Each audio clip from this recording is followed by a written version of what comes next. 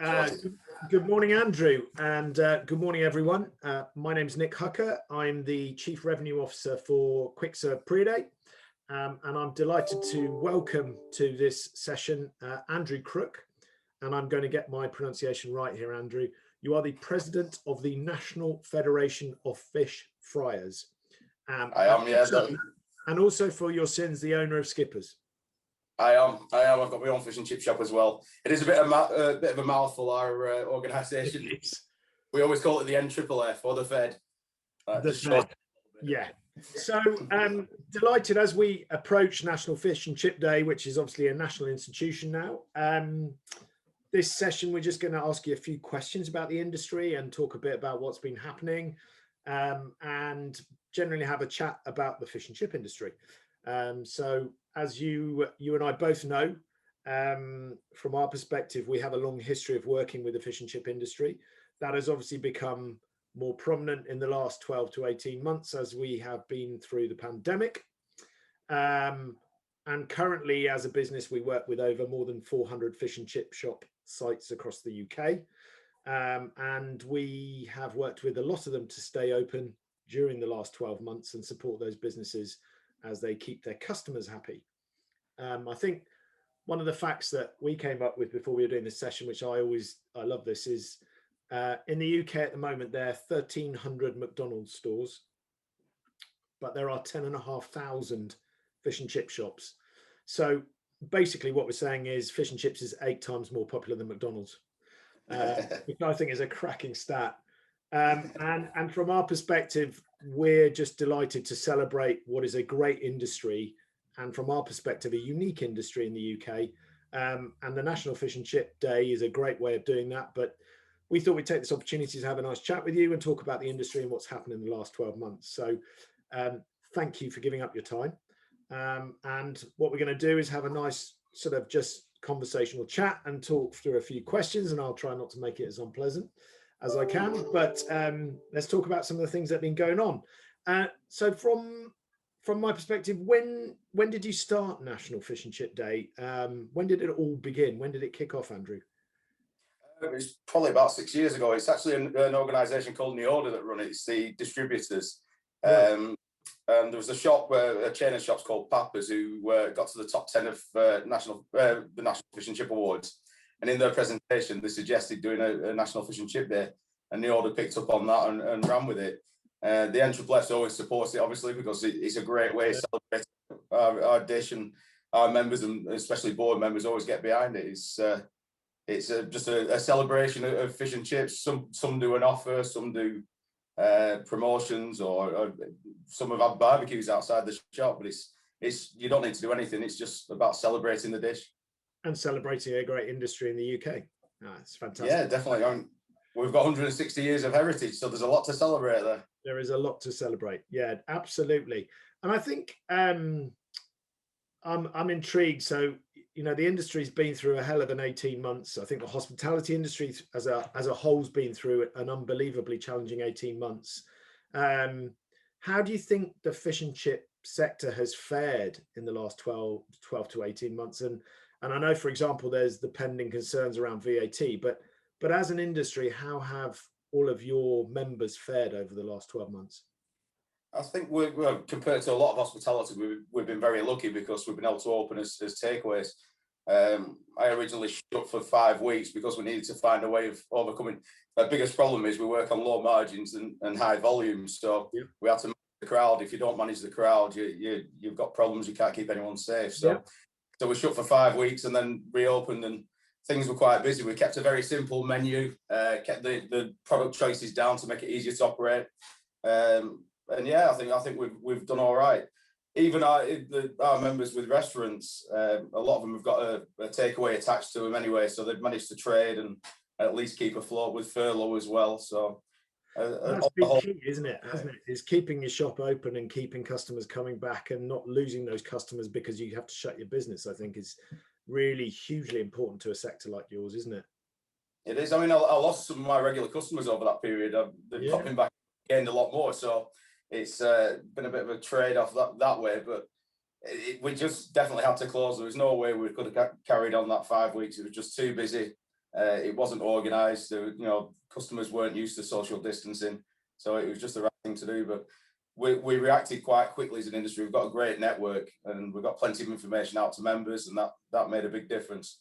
And I think on the whole, the sector's come out of it quite well with its reputation intact as well. So, and do you think the sector has had to modernise and change the way it approaches customers and the way it deals with customers over these last 12 months? Has it sort of fundamentally shifted your business forward 5 years, or what do you think? Because we certainly see it right across the board, but I'm intrigued to see the impact you think on the fish and chip industry. Yeah, definitely. I mean, a lot of there's a bit of theatre in a fish and chip shop. Customers come in, you have a bit of banter with your customers. Yeah. Kind of lost that little bit of contact because all the customers are outside of the shop waiting outside for the food. So we've had to adapt the way we operate, have to try and keep that banter going and that communication. So I think social media has been so important. And at the moment, the government are looking at legislation to ban social media posts for high fat, salt and sugar foods. So we might lose that ability to connect with people as well. So again, we'll have to find a different way of reaching them. But it's we've lost that banter side of it. But also, when I look back at a Friday night, we used to get overrun by customers. We used to have a queue of customers going around the shop. That fills your car park up. So you might have 20 people queuing up. I wouldn't want to queue up on a Friday night like that. And so the way we've modernised now with adopting systems, and pre-day was a godsend to us. It just means that we've got the time slot, which means it controls everything. It means that customers arrive on time, and you might have 4 or 5 outside, but you've not got the 20. And it also means you can serve more people because you've not got your car park full of cars. So it's definitely just forward. And I think it's lovely to be able to order for fish and chips for my family on a Friday evening from a local shop and just know that I can go and pick them up at 6 o'clock on the spot and not have to worry about standing in a queue. And I don't think it loses any of that experience. And I also think, from my perspective, it's not then sat on the back of a bike for 25 minutes before it gets to my house. So I think that kind of one-to-one interaction of then picking up and knowing exactly when I can pick up is just hugely important. And certainly I don't know about you, Andrew, but I'm not sure people will ever want to go back to standing in a queue, or certainly not for some significant amount of time. So it's here to stay would be my take on it, but I'd love your view on that. Yeah, definitely here to stay. There's on Friday night, my trade was down a little bit because the restaurants have reopened, but my click and collect wasn't, or certainly not by any noticeable amount. So yeah, fascinating. Customers do love it.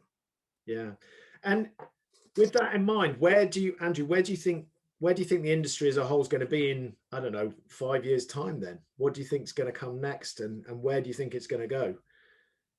I think we need to look at professionalizing more. I think you look at the big players; they're certainly going to be playing. They train their staff very well. They well drilled, and I think customers are looking for quality, not just food, but service and experience.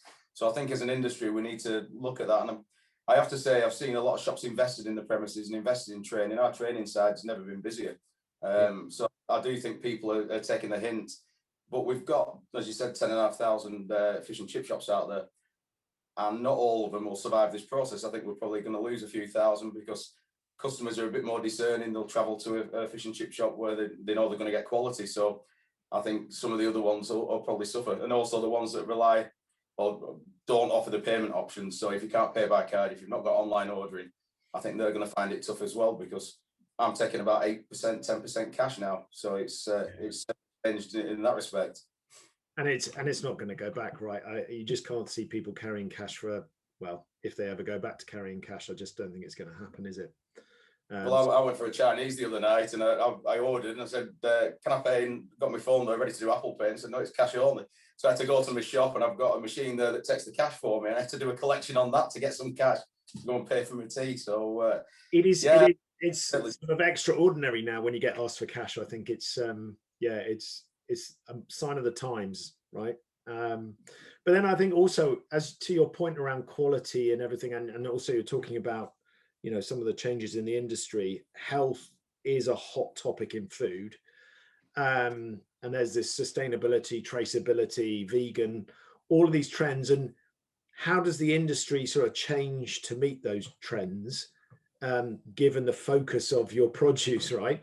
How do you meet those sort of challenges and concerns around, nutrition and portion control and etc. So it's a tough one, isn't it? It is. Well, I mean, we encourage members to offer portion choice, so offer a smaller portion for people that have got a smaller appetite. So that helps address that a little bit. But unfortunately, there are shops out there that trade on huge portions to keep busy, and that's something that we've got to tackle as an industry as well. I think the government will tackle it to some extent, but I think really it's going to be commodity prices that and then VAT, and I think that's going to be what will kill that game eventually. But yeah, we've got all sorts of challenges. I saw that McDonald's were getting a little bit of a kick in at the weekend with Extinction Rebellion, and we've obviously had Seaspiracy in recent months. And I think what we've got to do is celebrate the success that we've had with sustainability, the MSC scheme that we work with. There's a lot of good been done. I've been out on a trawler myself just for an afternoon. I've not gone out and working on there, and it's fantastic the amount of technology that's in there just to make sure they target the fish that they want. So there's all sorts of work that goes on behind the scenes that we need to start shouting about and telling people, look, it is a sustainable product. It's a low food miles product, even though the fish comes from the Barents Sea. It's brought over, it's heavy diesel. As I say, it's more efficient than flying it over. Yeah. So yeah, we've got a lot of stuff to celebrate. I think there's still more work to do, and I think it's all about conveying those messages to the public as well. And it's we rely on organisations like Seafish to give us collateral to put that message out. And yeah, I think for the future, fish and chips is always going to be there, and we've got to make sure that we protect the stocks, which obviously we've done a lot of work on in the past, and educate the consumer that. I think that's the key, isn't it? It's the key is getting the consumer educated in what you're offering and how you're offering it, and giving them an understanding of the chain that gets fish to your shop or the chips to your shop, and making, I think, the generation now, making them understand that where you can, everything is sourced locally. Where it's not sourced locally, it's done in a sustainable fashion as much as is possible, and conveying all that information to the consumer. And that's, yeah, it's not easy, is it? Right. But the more you can, I think the more you overcome any misconceptions that people have of the industry. So I think you're absolutely spot on. It's all about communication and people understanding. Yeah, I think the problem is people see things on social media and just accept it as a truth. And I think that's a big deal. There's a lot of fake news out there. I think with palm oil, the consumers tend to think that palm oil's bad, which in the past there's a lot of deforestation. But if everyone moved away from palm oil and went on to a liquid oil, it'd move the problem to a different part of the world. And it'd also be a disaster for Malaysia and countries like that rely on palm oil growing. So there's always two sides of it. But on social media, you just get one side, and it's usually somebody trying to get a reaction. And the more you react to it, the more they've won, right? So rather than just playing the communication game and ensuring you clearly communicate with your consumers or potential consumers. So then, as you picked on the social media piece, actually, it kind of takes me into who are the next generation of chip shop owners, and who are the people coming up through the ranks? Is getting that next generation into the industry a challenge, or do you see that as something that, because it's such an integral part of British society, that it's not going to be a problem? You tend to find the younger generations, a few that come into it on their own back. There's a lot that come in as second generation, third generation Friers. So I'm that. My dad my mum bought the first fish and chip shop. My dad joined there, and then I followed in when I finished my degree. But yeah, we are getting some young people in. They're pushing the boundaries. There's people doing salt and pepper fish and chips. And I mean, I'm a bit of a traditionalist. I like it straightforward. I think you can overcomplicate your menu, but by doing something like that, you might not sell a load of them, but you attract a different generation. It's reaching that generation that we sometimes miss. And one of the things about doing online ordering and collections and deliveries is, I think Seafish are concerned that we're missing the starting outs and the stretch families. I was out delivering on Friday night for my shop because my driver was off, and it were mostly young people that I was delivering to. So that shows that maybe we're missing out on those people because they're used to ordering online, and if we've not got that option there, we're going to lose a generation. So I think it's so important. And I think the younger operators have embraced the technology and just putting these extra little bits of twists in with, as I said, the salt and pepper fish and chips and some gourmet burgers. It just makes it appeal to a different generation. I think that's so important. It's choice, isn't it? I think that the younger generation are looking for choice, and they're also looking for local and sourced locally. And And actually, we've seen a lot in the industry is people more and more want to buy directly from their local provider. So I think, the more you can provide those channels, the stronger your business will be. I think you're absolutely right. So all things are looking good, in terms of where everything's going, and the National Fish and Chip Day is nearly upon us. How do you think brands should celebrate this? And, how should the wider industry celebrate it? And how should customers celebrate? I mean, other than obviously going out and buying fish and chips, which is what I've told all of my team to do, what other ways can we celebrate it?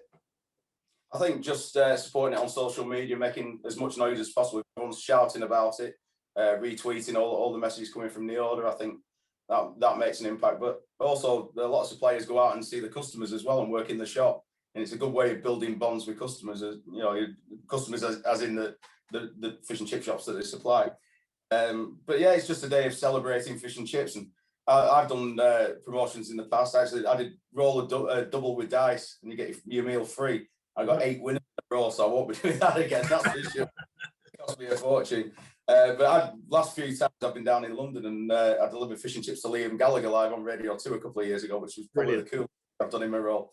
But it's anything that just raises the profile. You don't need to give things away. All you need to do is stick a poster up in the window if you're a shop, and just have a bit of fun, get some T-shirts off the order, and just celebrate the day, and make sure your customers are aware that fish and chips are on the menu, and it's a nice, fun product to eat. And I think you're dead right about the shop local. I think there's a lot of love there for small businesses, and there's nothing more local and more community-based than fish and chip shops now. I think pubs have changed, but fish and chip shops are all usually family-run, and even the big chains are family-run. It's definitely a unique industry and something that we definitely need to cherish.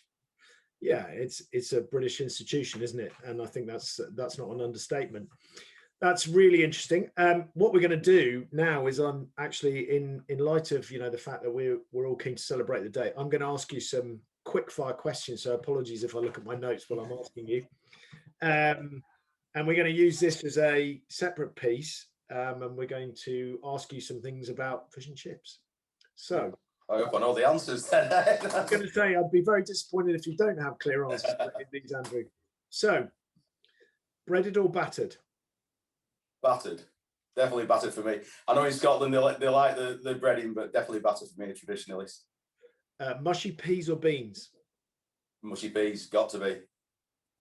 Cod or haddock? Ooh, difficult one. It depends what mood I'm in. Mostly cod. Ketchup or brown sauce? Neither on fish and chips. I'm a purist, but brown sauce is my favourite out of the two. Mayonnaise or tartare? Tartare, definitely. A nice homemade one. I couldn't agree more. Curry sauce or gravy? Depends on what.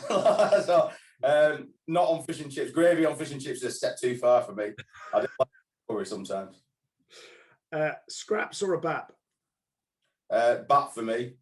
It's more Yorkshire the scraps, I think. Saveloy or buttered jumbo? Battered jumbo, even not, let me re-say that. Saveloy or battered jumbo? Well, as a northerner, we don't tend to do Saveloys, so it has to be a battered jumbo. Good answer. Pickled egg or pickled gherkin? Ooh, well, I don't like pickled eggs, so we don't sell either, but pickled gherkin I go for. A Wally.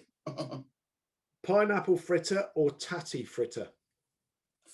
Tatty fritter on a barbecue with garlic mayonnaise. Nice. Newspaper or a cone? Ooh, a cone. Easier to hold and eat. Shout. Chip fork or just fingers? Fingers for chips, I think. Yeah, I agree. Fantastic, Andrew.